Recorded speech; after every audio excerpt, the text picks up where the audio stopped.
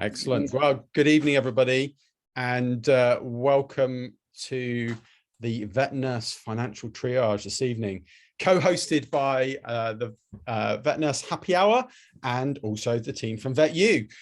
Thank you for joining us. We're going to give another few minutes for a few of the latecomers to dribble in, and actually that's a great time for us to be able to introduce you to the team that you've got with you tonight. So I'm going to start, and then I'm going to hand over to everybody that I can see in front of me to let them introduce themselves. So my name's Matt, a veterinary surgeon by heart, if not by brain. Managed to get through life to being nearly 50, and decided that I really wanted to look at what the opportunity was around independence and personal independent financial health.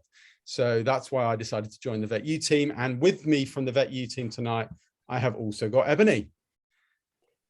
Yes, and I'm with you for a short while, dialing in from the wonderful sunny Isle of Ibiza. And much like Matt, I'm here because I just care deeply about reducing stigma around finances.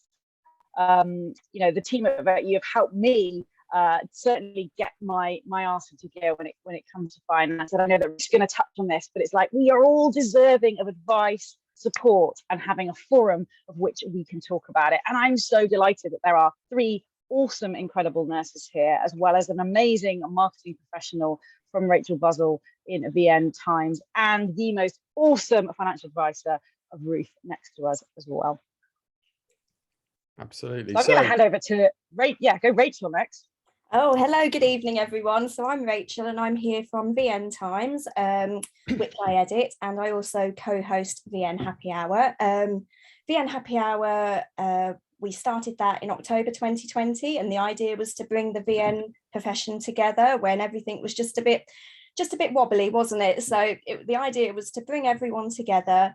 In that time, we've had some amazing conversations across so many different topics. And we're just delighted to partner with VetU and continue some of those conversations.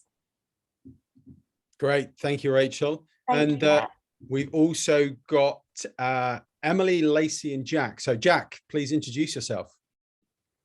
Hi everyone. So I'm a locum veterinary nurse at the moment. I met Ruth and the VetU team at the London Vet Show, and was quite eye-opened sort of with the fact that, like Ebony sort of said a little while ago, that there's financial advice out there for everyone, because I was very much in there under the impression that if you didn't have a lot of money, then you couldn't sort of have a financial advisor. So yeah, drastically changed my opinion. So, but I'm locuming, and I'm currently in sunny Rutland, which is very nice place of the world. So yeah. Thanks, Jack. Emily, over to you. Hi guys, so I'm Emily, I'm an RVN, and I very much the same as Jack was on the mastermind at London Vet Show, and again it seems to be a similar theme that seems to come in through, is that as nurses, and but I would say from my perspective as well, never thought that financial advice was something that would be accessible to somebody. So it's been a really eye-opening conversation, and last week especially, like it was amazing to see that a lot of people were thinking the same thing, but actually we were sort of coming together. So it was really, really, really nice to get involved with something like that, and I'm grateful for VetU and for VN Times for allowing me to be part of this. Great, thank you for joining us. And last but not least, Lacey. Hi, so yeah, RVN as well.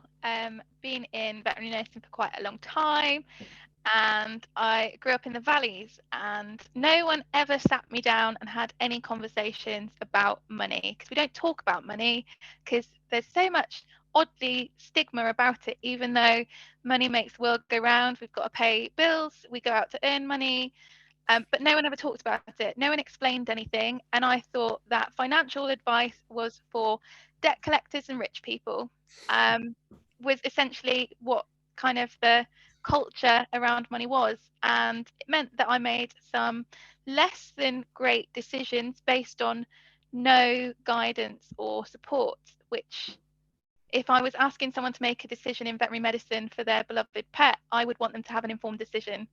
And so now, years later, I am starting to take more control over my finances and be more open about it, because having spoken to several other people in RVNs, I realised that I am not on my own. And we are completely worthy of some financial advice and guidance so that we can make those informed choices and decisions, and kind of plan for the future rather than dig ourselves out of holes.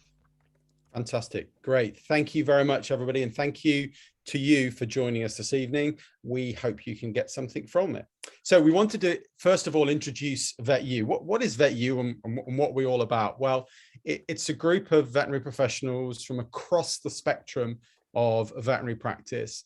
All of us have worked in first opinion clinical practice, but between us, we've worked in academia, in industry, literally from scrubbing out the kennels right the way through to refinancing veterinary businesses. Between us, we've done it all. And what we realized is that there was this massive taboo around talking about money in the profession.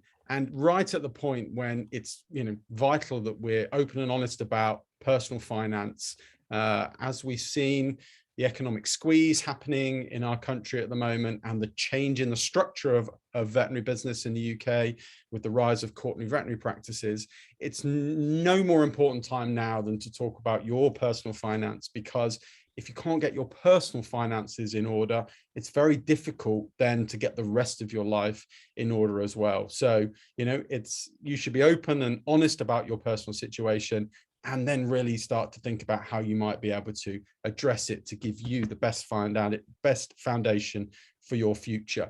And so VetU is all about you. The clue's in the name, and really your personal independent financial future really comes down to three things. One, have you got your health? And if you haven't got your health, can you protect your health for the future? Two, we all need an income. And how can you make sure that come rain or shine, come healthy or unhealthy, you can maintain an income that sustains your life and your lifestyle and those of you, those people that you love within your immediate domain. And the final thing around money is really sort of planning for the future, because there will always come a time when we might need additional money for a big life event, or maybe even it's just for our retirement. So all of those three things are key to making sure you can structure your independent financial self for the future, your health, your income, and your future. So before we get into the meat and two veg of this evening's discussion and introduce Ruth, I wanted to hear a little bit about what you spend your money on. And so the first question tonight is, the first question tonight is how confident do you feel about money, first and foremost? Because the purpose of VetU and the purpose of tonight's session is really to take away some of those stigmas and help you feel a little bit more confident about making those next steps. And if we don't understand where we all sit at the moment, as we sit here today, then we won't know where we need to go. So hopefully you should have a poll in front of you now, and click on the score that best aligns with how you feel about your personal finances. So 1 being not confident at all, and that's totally okay. 5, I know a moderate amount, and 10 being I'm an absolute pro. So I'm like Ruth Downs level. And then we've got another couple of questions as well about the areas you want to hear more about, because this is your opportunity as well. There's no such thing as a stupid question. There's nothing that you cannot ask in these sessions. For me, nurses are the bedrock and the core of clinical practice, and actually they're becoming the bedrock and the core of my non-clinical enterprises too. So I want the nurses that I'm surrounded by to have access to the things that they need, like Matt says, for their health, their income, and their future. So we've got people wanting bits on budgeting, money mindset, working through debts, pensions, saving and investments. More, in fact, people are ticking on all of them. Houses and mortgages, income protection, and other. Just let us know if we're not covering that. And at the moment, most people are sitting between 4 and 7, Matt, when it comes to confidence. Absolutely. So that gives us plenty of opportunity to be able to impart a little bit more knowledge and to help you just even take 1 or 2 steps up that confidence ladder when it's talking about your own personal finances. I was reading the newspaper at the weekend, and I saw a great article which said, why do we need to talk about money? And the opening paragraph, it was written by a guy called Bobby Seagull, who's a teacher and a television presenter and an author, about life-changing magic of numbers. And his opening comment was, what do queue jumping, discussing somebody's age, and talking about your own personal finances have in common? Well, they're all peculiarly British things. Certainly, having worked all around the world, you talk to your average American, they're very happy to tell you about their personal financial circumstances and maybe even about what they're earning. But we know often here in the UK how guarded we are about talking about money and what it means to us. And so, there's no better time than now to start thinking about your own personal circumstances. And so we're really pleased to have you here today, because we want to start to open up those conversations around money. We know that veterinary nurses often sacrifice so much for the care of animals and for the veterinary practices and the pet parents and animal owners which they look after. And sometimes that's to the detriment of their own personal worth, including time to think about their own personal financial worth. And so we want to be able to provide that conduit to helping you get the information and the advice that you need, so you can feel privileged or feel in a better position to make those big life-changing decisions around personal finances. There is absolutely no silly question tonight, so we want to hear from you, and we want to make sure that everything we're talking about is accessible and understandable. We've got a little pact that for every piece of jargon that we mention that you call us out on, then we will donate £10 to Vet Life. So the jar is filling up. Sometimes we do get caught away in our own little world around jargon, and we realize that sometimes makes people feel uncomfortable or unable to take the next step around personal finance. And that's absolutely not our aim. We want to remove any barriers there are about you taking control of your own personal finances and understanding those three key things. How can I protect my health, my income, and my future? So those are our aims tonight. Please call them out in the chat and ask any questions, and Emily and the rest of the team will be picking up on those and making sure that we can answer those for you as we go around. Right. At this point, I would love to hand over to Lacey, who is going to be introducing our guest speaker tonight, a wonderful person in her own right. But tonight, I'll let Lacey introduce Ruth Downs. Amazing. Thank you so much. So as a caveat to introducing Ruth, and she won't mind me saying at all, when I finally started talking about finance, it was in a room full of people where I felt I had a kind of a point to prove, because all of a sudden I'd had the confidence to attend an event where we were talking about finances, and I always felt that when I tried to get help and to get guidance, I didn't have enough money in the bank. I didn't have things to invest. And so lots of people weren't interested. And I'm a big believer in turning up transparently, with integrity, and voting with my feet. So if I don't like something, I'm going to leave.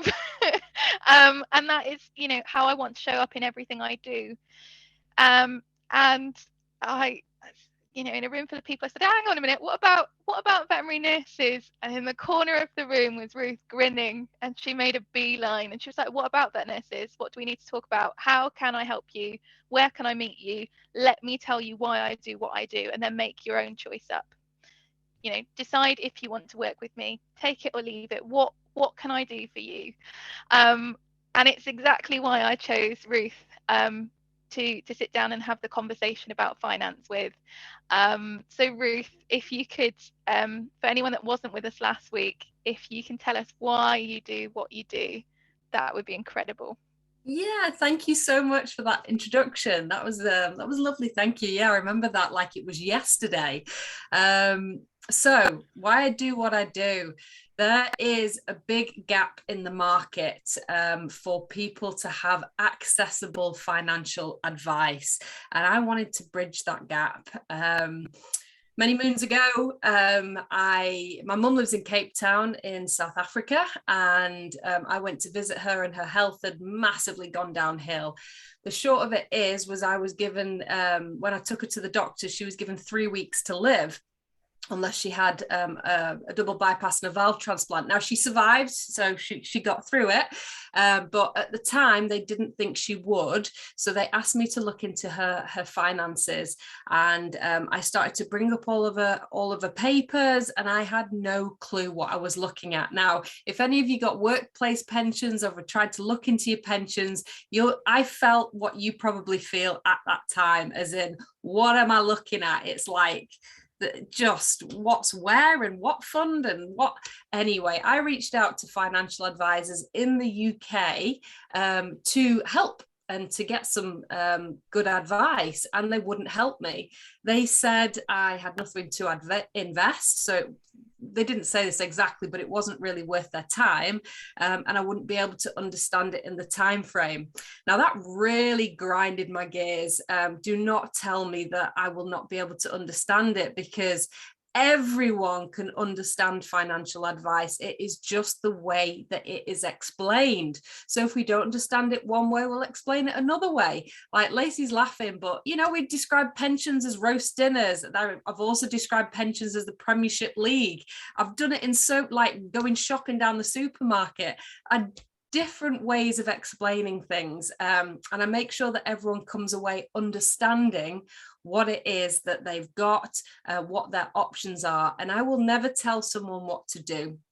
I work with people to find the best solution for them, and that could be just getting you on the right path.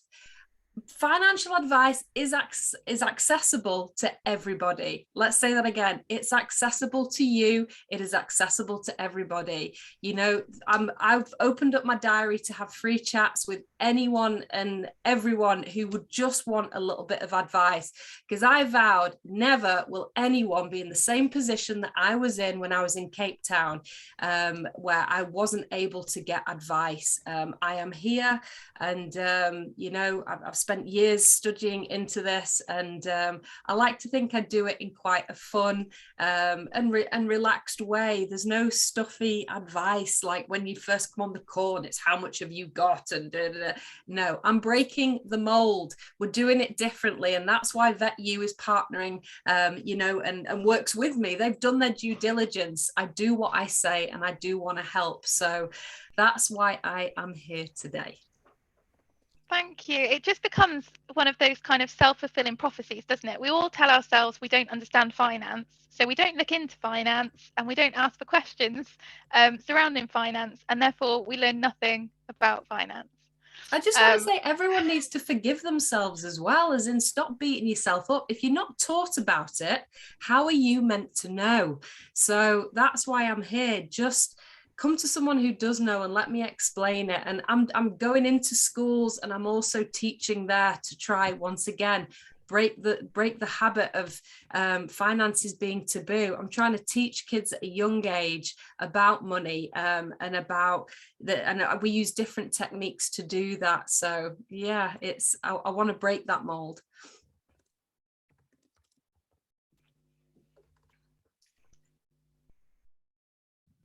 Amazing. And just for anyone that's on the call, if there are particular areas of kind of your financial plan that you want to ask questions about, use the opportunity. Well, you have a free financial advisor right in front of you. So if anyone's not comfortable, please do just DM us, and we can try and ask the questions on your behalf this evening. And Ruth, one of the questions I wanted to ask is, look, finance for me is something that I just want to put off. I have to do year-end accounts, so I usually rush and try and sort those out just before the end of the tax year, or my personal finances always get done on the 30th of January. How do you think we should be planning better to make time to talk about and to discuss and plan our finances? Yeah, great question. I think it's a question. Do you want your life to be dictated by your finances, or do you want to take control of your finances and know what is going where? So many people I talk to, and you're not on your own, like with people that I've spoken to since the last webinar that we did, and just throughout my whole career, they bury their heads in the sand and they get so like, oh, I don't want it, it's too complicated, I don't understand. It's just simple steps. We just put simple steps in place. As Katie says, you can't eat an elephant whole. You have to do it kind of one step at a time. I mean, hopefully no one's ever going to eat elephants, say that. But what I'm saying is just take it very, very slowly. So yeah, just reach out, and then I'll help you to put a plan in place where maybe it's just looking at one aspect of your finance one week, and then the next week we can look at another area of it, and then we'll start building that confidence up. You can't go from 0 to 100 miles an hour. So definitely reach out, definitely start. And the first one is always with the budgeting and the financial questionnaire. That's my go-to, but we will come on to that. And that was going to be my first question. If we're absolutely new to talking about our personal finances, and really we just use our bank account as our way of budgeting, and if we don't quite make it to month end, then we panic. What should be the first thing that we start to think about and come with some pre-thought to a discussion with you about? Yeah, just obviously not to panic.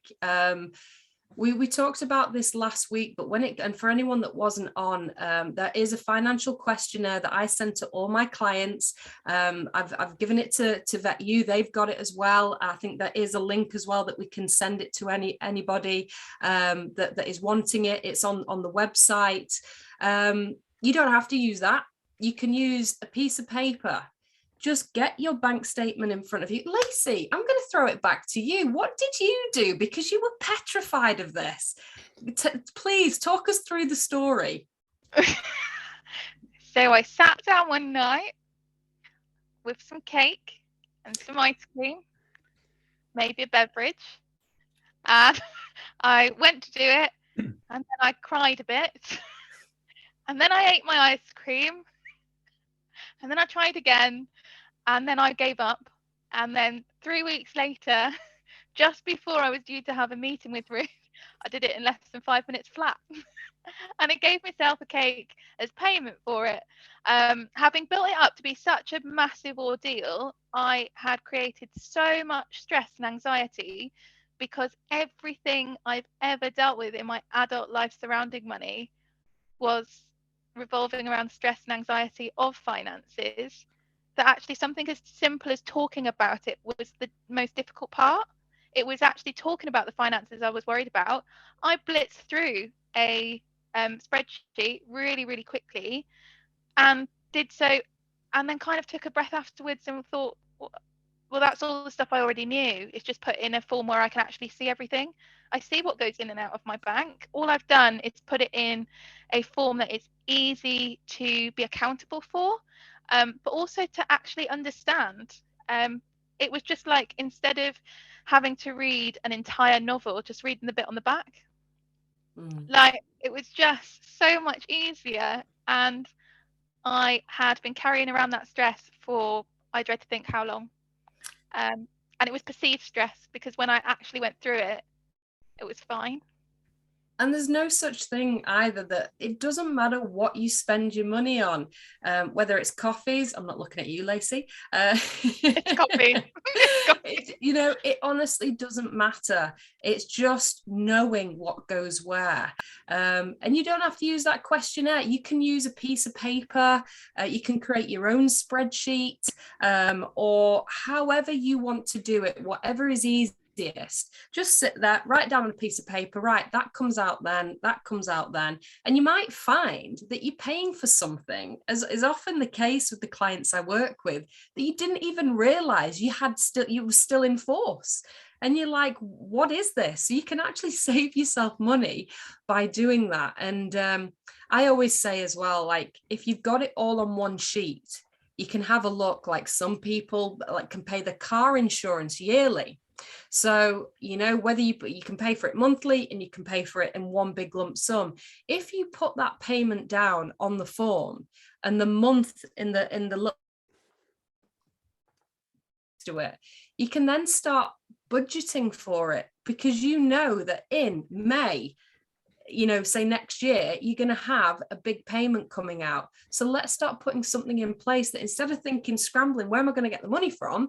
You can look and go, okay, I need to put however much it is, £5-10 aside, you know, a week or a month, to be able to make sure that I hit that comfortably. It's just, it's as simple as that, and starting there. And it's the same thing as well. If you're in debt, please don't panic. There's lots of different avenues where we can help you, because I saw on the poll that there are some people that wanted to have a look at that. If you put that on the spreadsheet, we can have a look at maybe like different, like consolidation. So instead of paying for it all separately, and I think this is an area that, you know, Jack can talk to you about as well, as in with his past, as he talked about last week, is just finding out what is going to be the best thing for you and how to manage that. Ruth, we have a fantastic question. It's like it's finding the map to sort of sit down and know what you need to tackle first, because I never knew what to tackle first. I'd be paying off the minimum payments of things, but there'd be things sitting there that had 3 times as much interest as the things that I was paying more off on. And you'd think in your head that you'd pay off the thing with the highest interest, because that's where you're paying the most money, that you're effectively just setting a light to, is what my friend said. He said, you might as well just be getting £200 a month and setting a light to it, because it's just interest that you're paying and you're not even seeing. And I was like, oh yeah, when you put it like that, it actually makes sense. And then I just kept thinking that, oh, actually, I am effectively setting a light to money, which I'm never going to see again. So yeah. And that planning aspect, Jack, I can really resonate with, and it's part of a great question we've got here from Rosie Martin that's come in around planning for a career change. So before I ask Ruth for her advice about how we should think about financially planning for a career change, I'd love to hear from our veterinary nurse panel here. Don't tell us about the career change you did, but I'm sure at some point you've made a big career change. And did you think about the financial planning aspect of making that change? So Jack, maybe I can throw that back to you first of all. Yeah, so I think my career change went from being employed in practice to locuming.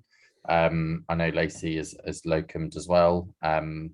But I think my biggest in terms of planning was making sure that I could get enough work and knew what I would have coming in.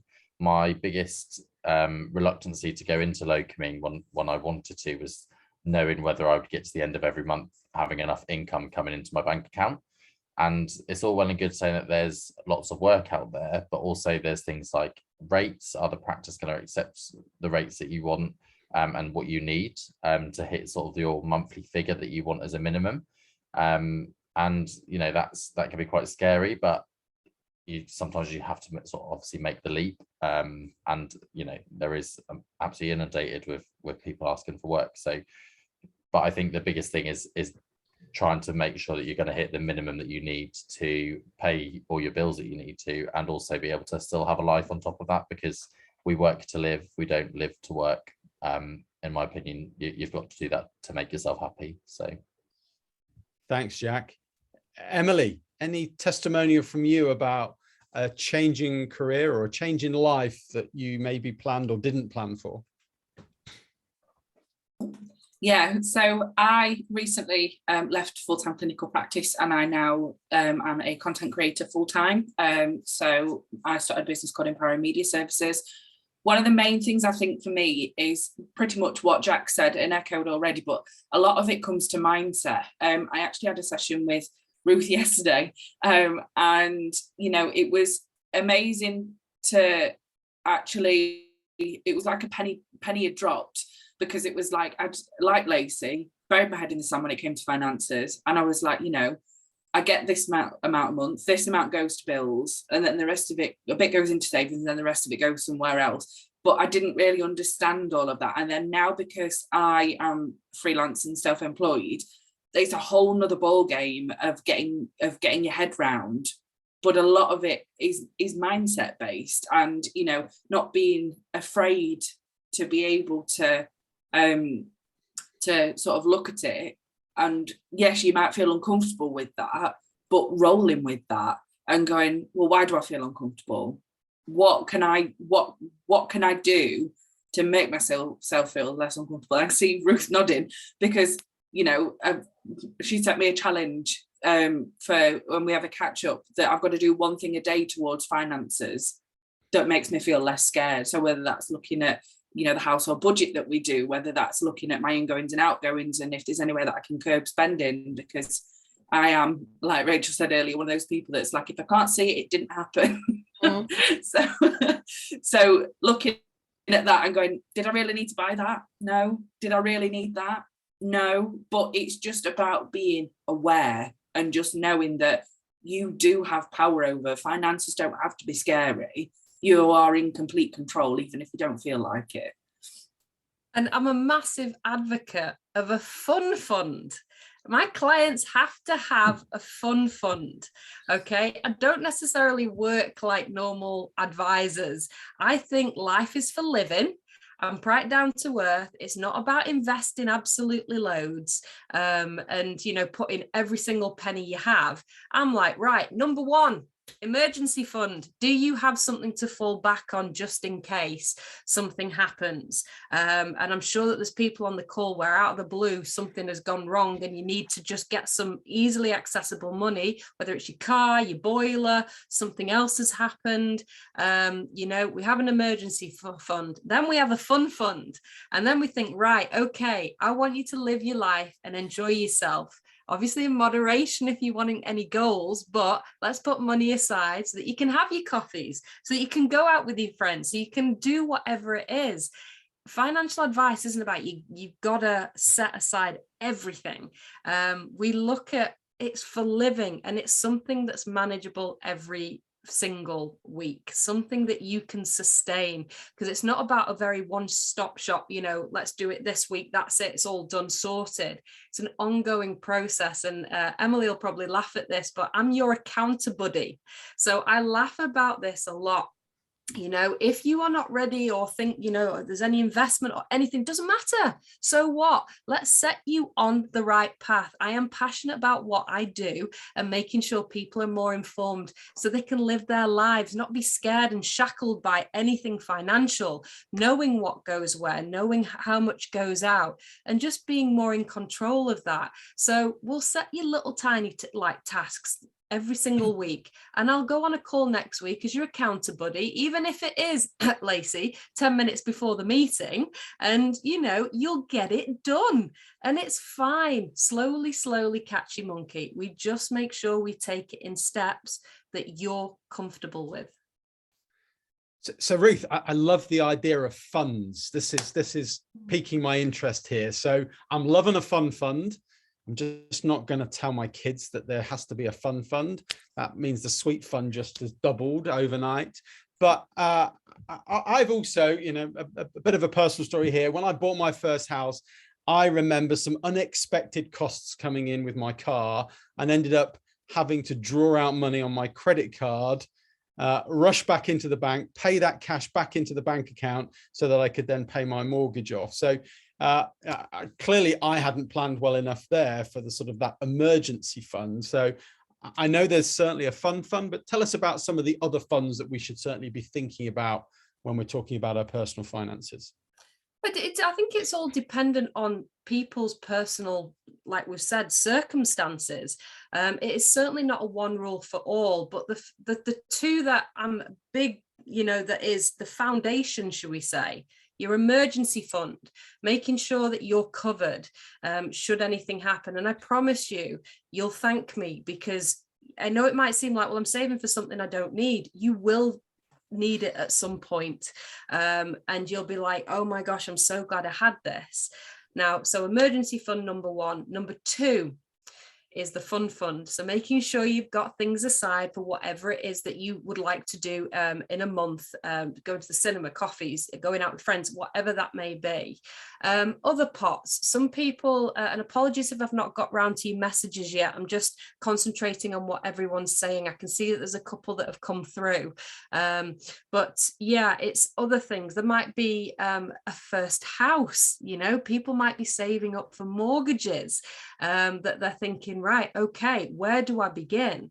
Well, that's something I can help you with, whether you have Help to Buy ISA or a lifetime ISA. These are both investments that can help you save for that first property. So then you can put something in place for that if that's your goal. So you have a little pot for that.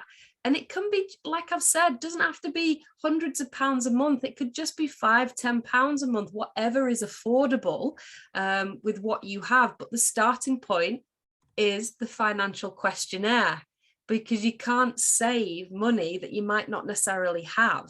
And we need to look at exactly what's going where. And why I always say, if people can fill it in, brilliant. We can have a look at it. We can delve a bit deeper into certain areas. I'm not judgmental. Honestly, I've seen it all when it comes to financial questionnaires.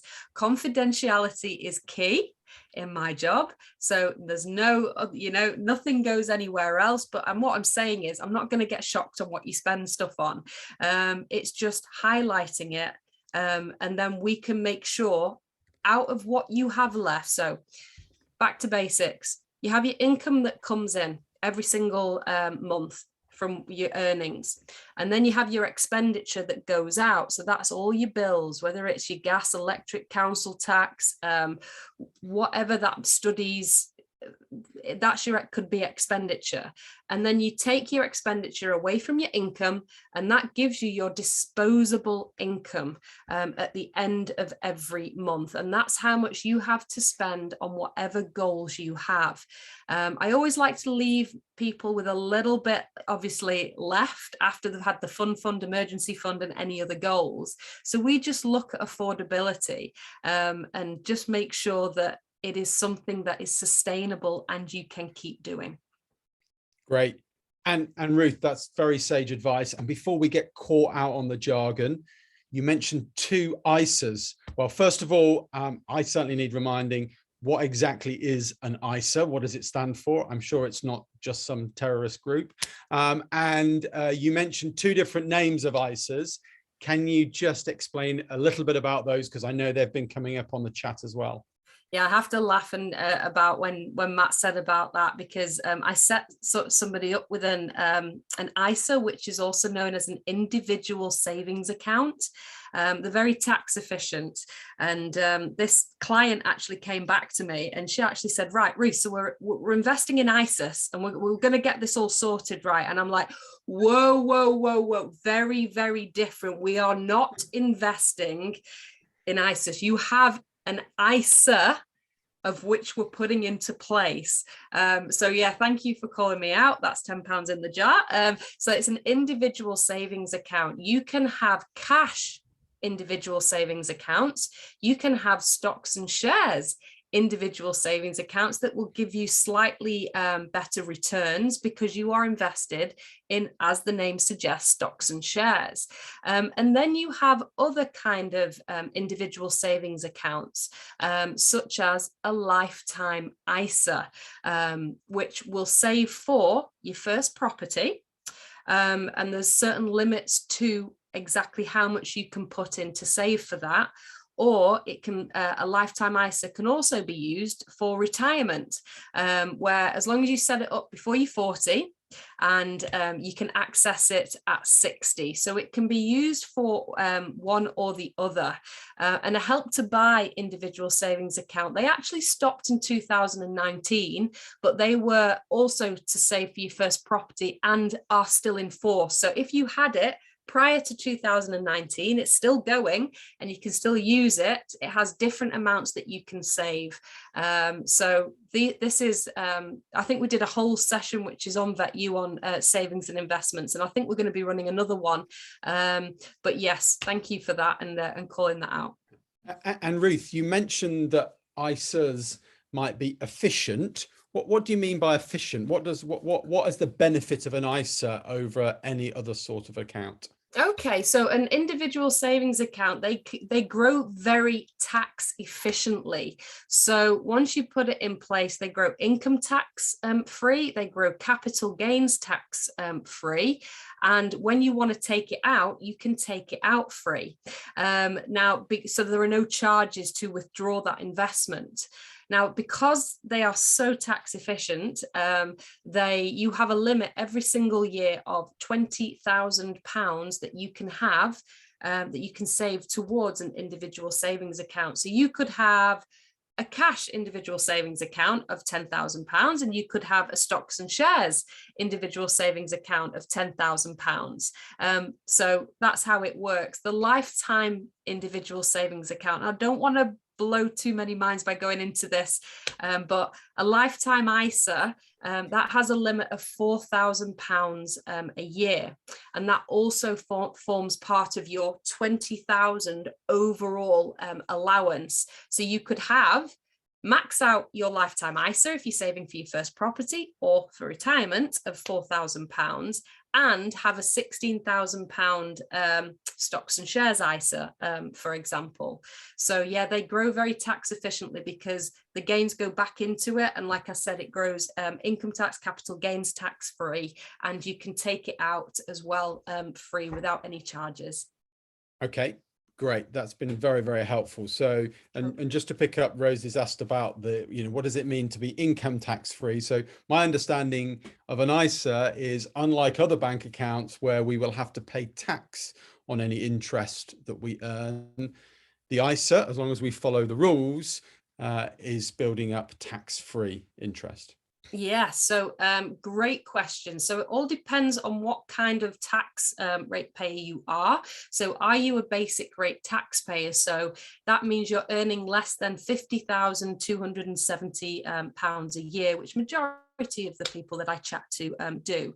So you'll have an income tax allowance of where you can have interest free from, say, bank accounts or anything else of £1,000. Now, anything over that, you will get taxed at, but usually you don't tend to go over that with investments. But an individual savings account is something that you can have, and that isn't taken into consideration with it.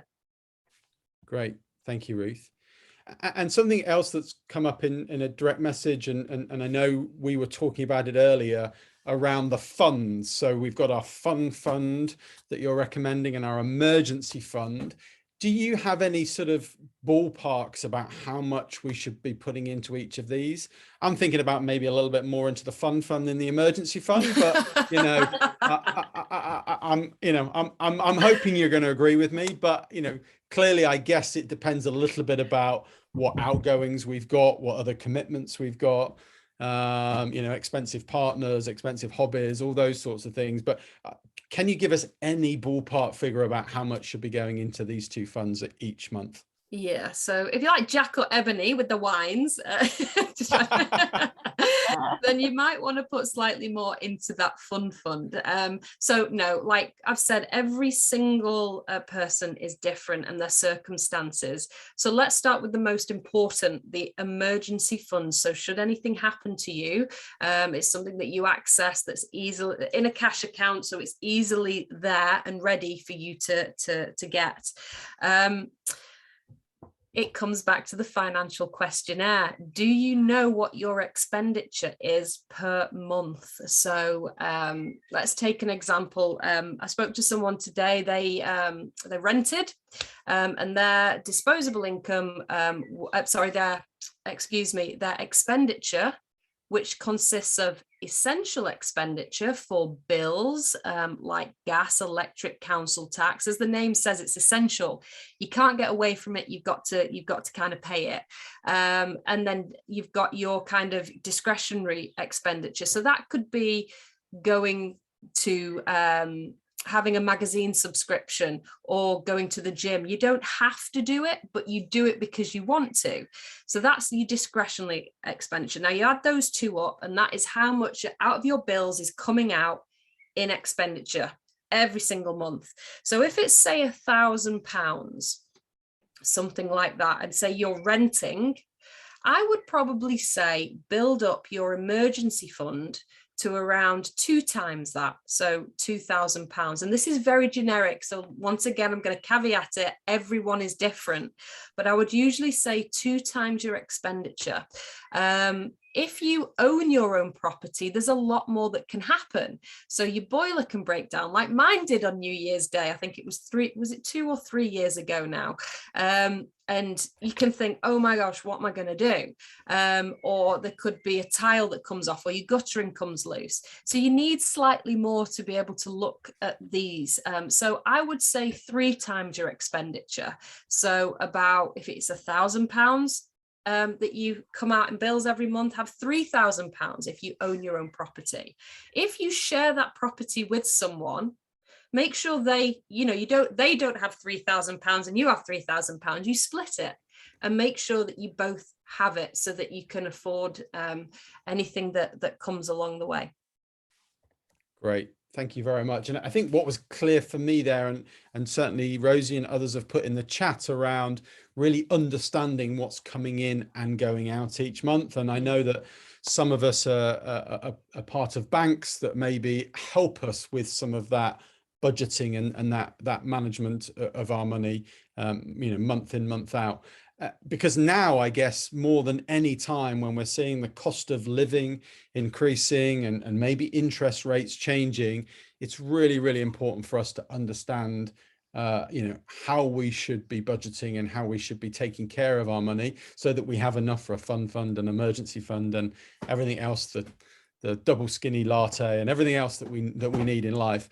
And I guess, we've probably got time for sort of one more question, and I'd love to pose it around, what do you think, Ruth, our priorities should be at the moment when we hear so much in the media about circumstances with money changing and the challenges around interest rates rising and the cost of living increasing? Yeah, it's scary times for everybody. I was just reading today, actually, I sent an email to a client because inflation is set to 7%. So from what it was last year, that's really, really high. And I know there's talks about bringing that back down, but that's what a basket of goods cost for inflation last year compared to what a basket of goods cost this year. It's risen by 7%. And I don't know about you, but when I go shopping in Lidl, my usual shop has just shot up. But if you do that financial questionnaire, you can have a look and go, can I still afford to do what I'm doing? And if you can't, then let's look at where you might be able to make, slight cutbacks. Like, for instance, I've got a gym membership, and I'm embarrassed to say, I haven't been in 6-7 months, but I like still having it there just in case I want to go. But during lockdown, we kind of had our own little workouts that we built in the home. So I don't necessarily need to have that, so I could cut that back. And that's why you just have to fill in that questionnaire to know, okay, I can make cuts, it's affordable. And to come back to the other question, if you're thinking about locuming or taking time off, then what's your affordability like? How much can you afford to put aside to fall back on when you're making that transition? Lacey, did you have a question? I saw your hand was up. Yeah, it was just kind of to caveat what we're saying. So for anyone on the call who is like me, finds all of this talk about money and planning. I have ADHD, I don't plan. I live in the moment right now, no backup plan a lot of the time. That is how I have lived most of my adult life. Now, I wouldn't advocate that, but what I will say is when I sat down with Ruth, we started to try and make plans, and then we realized that is not the way that my mind and my life works. And so we looked at tiny things that I could do, small wins, because small wins are better than doing nothing. Yeah. So I literally, instead of planning for a big fund, which I could understand why it would be helpful, I could understand why I needed it as a safety net, but it was just too big to comprehend, having always had a really bad relationship with money. And so instead I set up roundups on my phone. It's attached to my mobile banking, so I can see it at all times. And it's kind of had a two-prong effect. Firstly, money automatically goes to a little roundup account that I have accessibility to. I've been in debt. I've had to worry about if I'm turning the heating on or if I'm going to eat that night. Like, I've been there. I get it. And so the fear of not having access to my money is terrifying. So for me, some of the options for my mental health, although I could see the reasoning behind them, were just not the right move for me. So we didn't do it. Instead, I have a savings account that I have access to. I know I can get hold of it, and that brings me comfort. I put in, it might be £1.50, it might be 47p. It's just the extra of anything I'm spending. And over time, what that does, it also makes me check my money. So anything that goes into that account, from, just rounding up the things, rounding up my coffee, rounding up a train fare, just pennies, I then transfer to another account. So I have to physically do that. So it makes me realize how much I am saving, and money that if it would change in my purse, I'd have thrown away into the bottom of my bag. I wouldn't have even thought about it because it was just pennies. Now my dog goes in for surgery next week. And previously I've had maxed out credit cards and there wouldn't have been a fund to help pay for that. And Ruth and I think we spoke in January. And just from those tiny pennies that I would not have accounted for previously, I now have enough money in that emergency fund, just labelled as something different, to pay for all her bills. That's money that I had completely written off. I don't account for it. And although I'm a big picture thinker, so planning was really stressful, I've done it in a different way. And Ruth understood that for me, planning, big moves and ISAs and everything was just too overwhelming. I just wasn't there yet. And that's all right. So I don't want anyone on the call to think if we're not aiming for perfect and big plans and big money and percentages that we're not doing enough. Because even if you just move 50p from an account, it's 50p that you didn't move before. And that has led to me taking far more control. As a locum on my own, I've managed to buy a property in an area that I like. I have a better work-life balance and a far more healthy relationship with money, which previously caused me so much stress and anxiety that I couldn't talk about it in any way, let alone openly and candidly like this. So don't think that because you're not making big moves and big waves that it's not worth doing something, because any step is going to be better than nothing. And that impact on your mental health is profound. We just don't recognize how much stress we're carrying until it's not there. So it's really important that, we acknowledge and kind of champion that we all think differently. We're all walking completely different shoes. And I hate we're all in the same boat. No, we're not. We're not at all.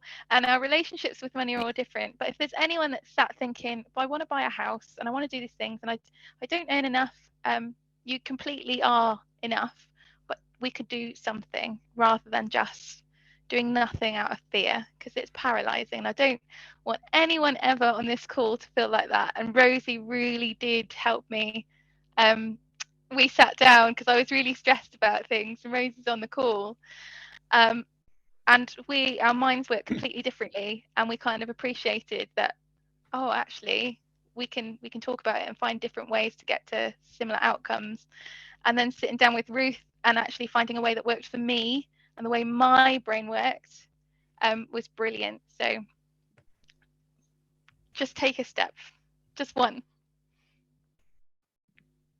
Fantastic. Thank you so much, Lacey. That's great to hear, because, your experience, everybody else has experienced similar in their own personal circumstances.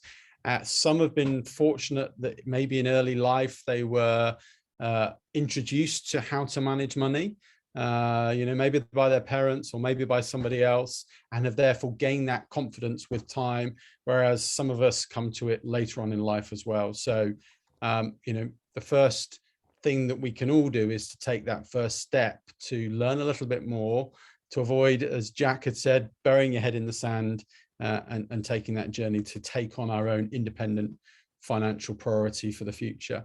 And that's really the life story of VetU.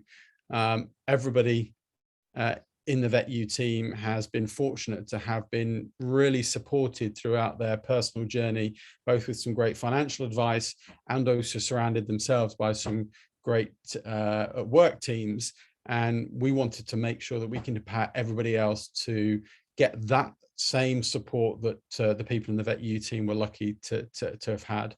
And so, thank you so much for all of our panel for joining us today, and particularly to Ruth for giving us some of her really sage advice as to what we should be doing, whether it's around budgeting, whether it's about setting ourselves some funds for the future. So what we would like to know before we finish and remind you about some of the other great events that we've got coming up with VetU is there one thing that you've picked up, one take-home message that you've heard today, whether it was from Ruth or whether it was from one of our other contributors? We'd love to know and hear about one thing that has really resonated with you today. I think the other thing I just wanted to mention as well is that while people are writing in the messages is just if I haven't managed to get around your questions, I'm just frantically trying to go through the messages and see if I've answered everybody's. Please just reach out, send me an email or give me a quick call, send me a text message, whatever is easiest for you, and we can talk it through. Because I know there was some people asking about does Help to Buy ISAs come to an end, talking about mortgages, putting themselves a couple of questions with debt as well. So there's lots of different ways, and it's free, so don't worry, there's no charges. Just ask my advice. I am giving it to you. So just however you're most comfortable doing it, just reach out and I'd be happy to help. And we've not even talked about protection as well, because protection is exceptionally important to have a look at. Make sure your income is protected should you be off work because of sickness or illness. Having an income protection policy can save up to, you can have up to 60% of your salary paid to you. Now, I am not salesy. I just want to make sure that you are protected. Whether you take it out is up to you, but please don't be in the position of another veterinarian that I spoke to 2 weeks ago who didn't look into it in time and ended up having a big car accident, and now we're struggling to get a protection because of this accident. So please just have a think about the protection side as well, because even if we set a plan in place for your first property, you're not going to be able to carry that on if you can't afford to pay your basics of your bills because you're off because of sickness or illness. So there's lots of different things just to have a think about, and to get a quote is free as well. Protecting you is number one. And yeah, just wanted to offer that up as well. And Katie made me promise that I would talk about it, and we're at the end of the meeting and I didn't. So I'm I don't want to get told off. So yes, 100%. Listen, I'll take all the blame for chairing it badly and making sure that you didn't get around to the important thing around protection. No. But, we did mention at the start, the 3 key things when you're talking about your personal finances are: make sure you're covering your health, make sure you're covering your income, and make sure you're planning for the future. And I think we've covered all of those this evening. So that's great. Do we have a final poll around where you feel you might be on the life journey around your personal finances? I will say I'm feeling better than I did when I joined session 1 last week, Ruth. When I joined session 1 last week, I was very much, it was number 1, wasn't it? Very much like, no, I don't know anything. I don't know anything. Whereas today, yeah, I'm feeling a lot happier. I've got some steps that I've written down here. Yeah, I'm just feeling that little bit more in control and much happier. So that's me. Thank you. I love that. That's why I do what I do, is just I get so much joy. One of my callings, it's an act of service. It's been able to help people live their lives and just get away from being crippled about finances. And we're not taught about it. I'll say it again, forgive yourself. It's fine if you don't know. So let's just change that, and it's not complicated. It really isn't. If you want me to explain what cash is, I'll explain to you what cash is. There's no such thing as a silly question.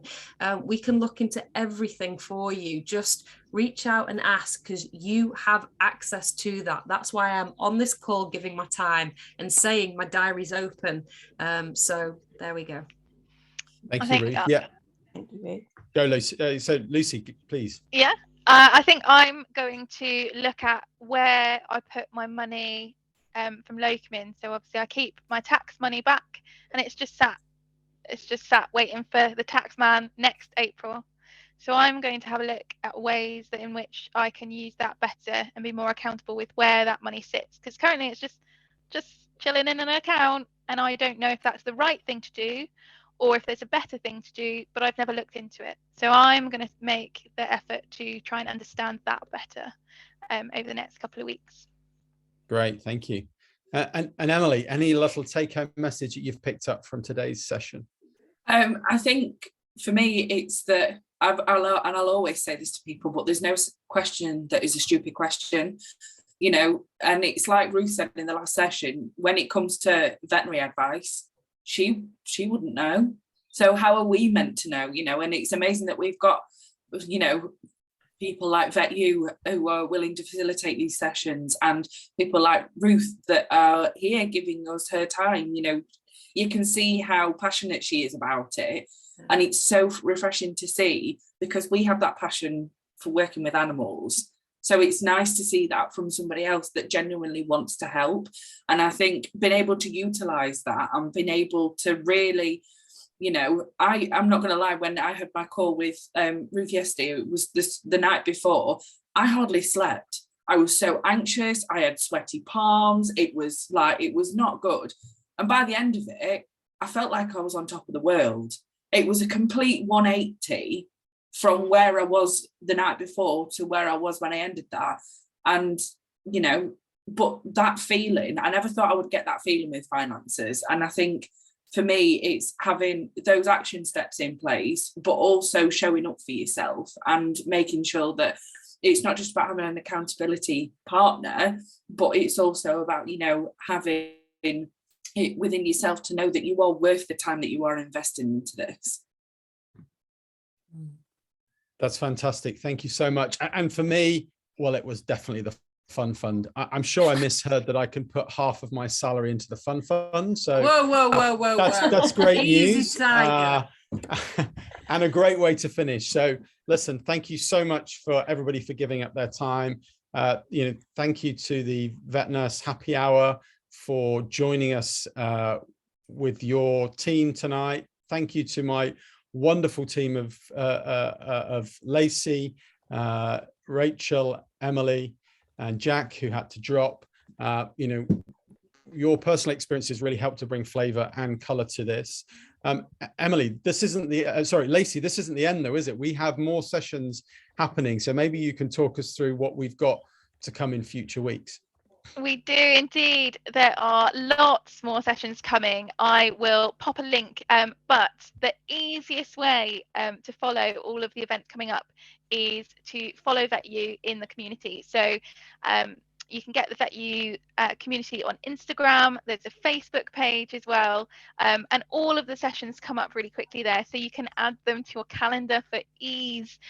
So I'll pop everything in the chat, and we'll share them in the after show notes as well, so you can see all of the bits coming up over the next couple of weeks for you. But as someone that's impartial, so I'm not paid or affiliated with VetU, I came and gave my time because VetU have given their time to me meaningfully and transparently. And it was when we said, this is what nurses want, we really need some help, VetU said, well, how can we help? What do you need?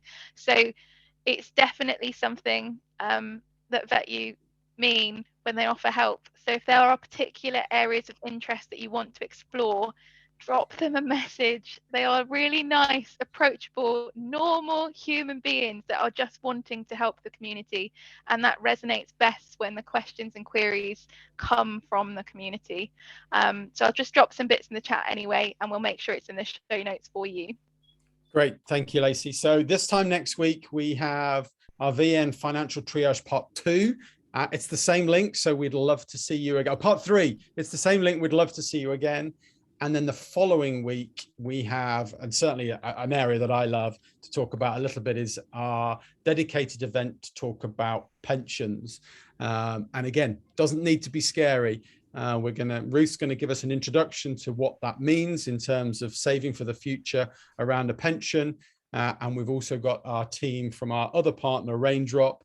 For those of you that love to tipple a little bit away because you can't plan for putting big amounts away, then certainly a company like Raindrop might be the best way to help you to save as part of a pension as well. And that's our dedicated pensions event on the 31st of May. I love a good pension chat. Somebody else who loves a good pension chat. That's fantastic. I do. Listen, we still have most of you on the call, so thank you so much for joining us. This is the end of the formal presentation. We're going to be hanging around for a few minutes. If you've got any additional questions that you didn't want to ask while everybody else was on, feel free to direct message us while we hang around in the green room for a couple of minutes. But most of all, thank you for coming this evening and giving us your honest thoughts about your personal financial security for the future. VetU would love to help signpost you to help you feel more confident. In the same way that we've received support in the past, we would love to empower you to feel that support and that love around your independent financial future as well. So thank you so much for joining us, and we're going to sign off. Thank you so much, everyone.